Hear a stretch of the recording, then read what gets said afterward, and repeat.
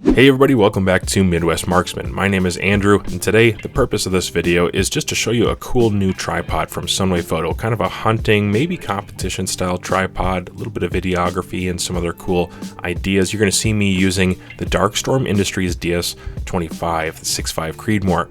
I'm really happy with this rifle. It's had probably the best performance out of any gas gun I've ever owned, actually, and I've got a couple improvements or upgrades or updates at the very least that I've added on to this rifle. It's performing really well, but I wanted to just show you some of that, and then I'll give you some velocity data because a few subscribers have been asking about velocities with the 140 grain American Gunner, which I showed in a previous video. So stick around, watch some of this footage, and if you have questions, you can click on the comments section and go down there. I have a couple links to some cool things there that might answer those questions for you.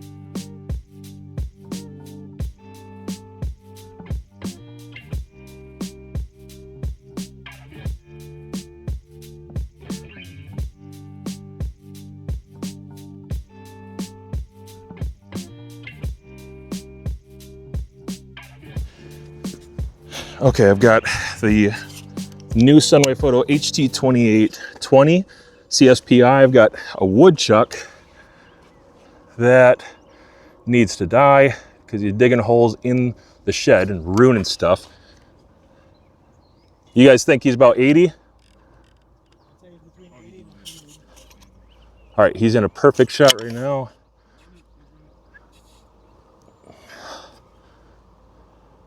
No, he's in front of a tractor. I cannot shoot.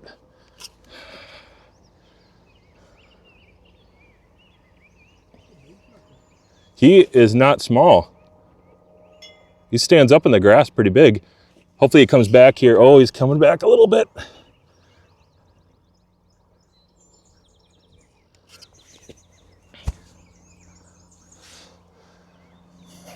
Yeah, let's watch him for a second. I can't shoot him that direction unless he goes back that way.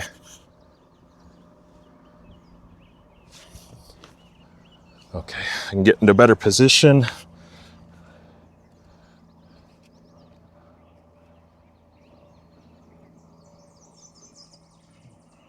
Oh my gosh, he's just perfect. He's in a perfect position right now, but I can't. I could dome him right from where he's at right now if it wasn't for, I just need a safe shooting path.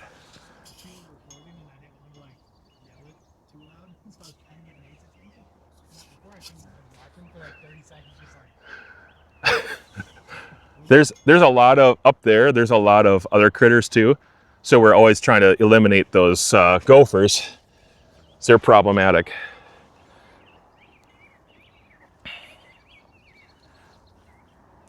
All right, is he not going? Making his way back.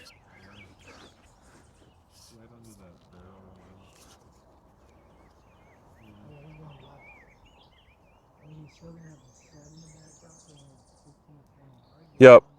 I'm trying to get him to line up with the tree. Right there would have been nice. Come on, stand up.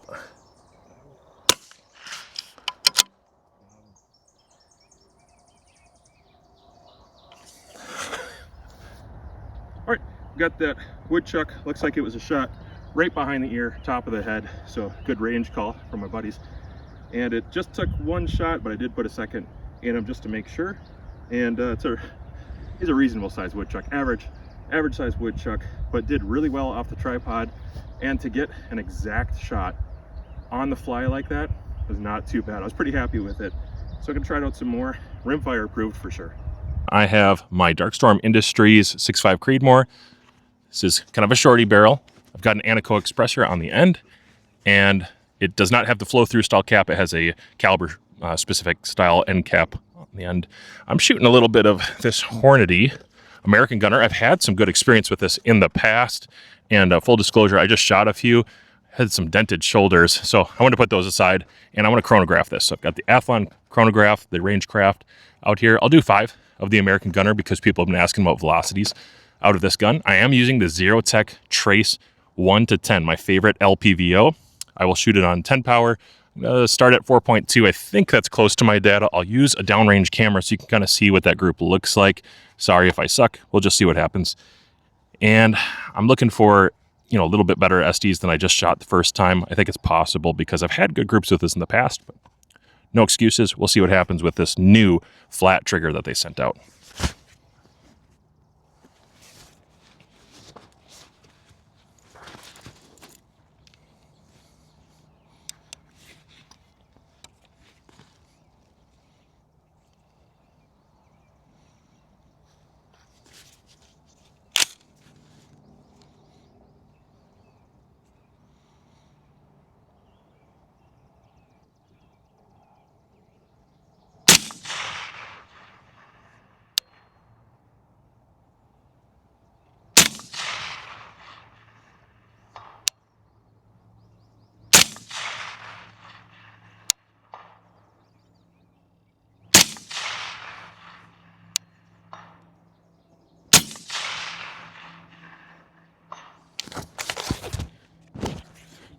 Those SDs were the numbers I was looking for. That's what I expected. I think I had a couple dented shoulders in the first ones. Those were not impressive. But SDs of 10.8 with that, fantastic SDs. And the average, let's go back and check out the average for those who are asking.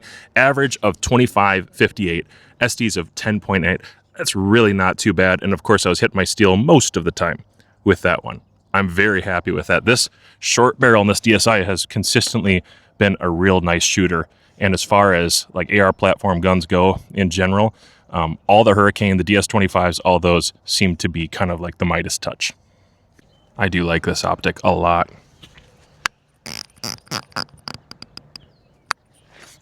Very crispy.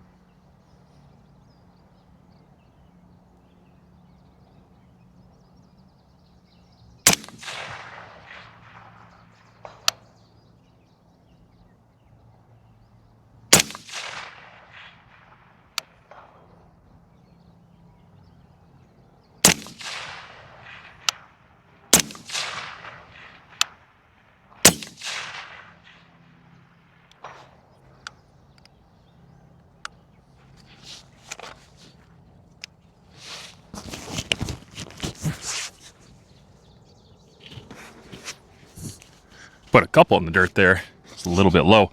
The ammo is going to be phenomenal. Rifle, phenomenal. Optic, phenomenal. Can, excellent.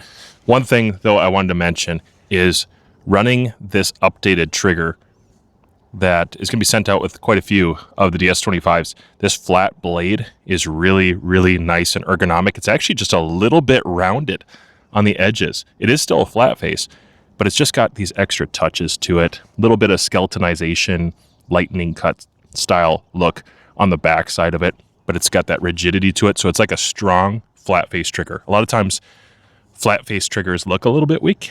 They might have a little too much material missing or not enough behind it. This is still really strong. Got a great crispy break.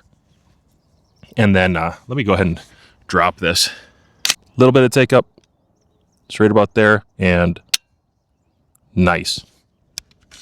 I've also got the updated charging handle here up top. I'm a big fan of this new charging handle.